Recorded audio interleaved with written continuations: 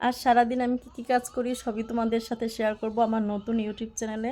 সবাই আমার পাশে থাকবে। মাটির চুলায় রান্না করব। প্রথমে আমি ভাতটা বসিয়ে দিচ্ছি। এখন যেহেতু শীতকালের বিভিন্ন সবজি দিয়ে ইলিশ মাছ রান্না করলে খেতে খুবই ভালো লাগে। আজকে আমি ইলিশ মাছ দিয়ে সিম, আলু, টমেটোর একটা ঝোল করব, সাথে বাঁধাকপি ভাজি করব।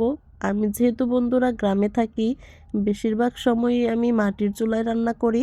মাটির চুলার রান্না খেতে কিন্তু খুবই মজা হয়।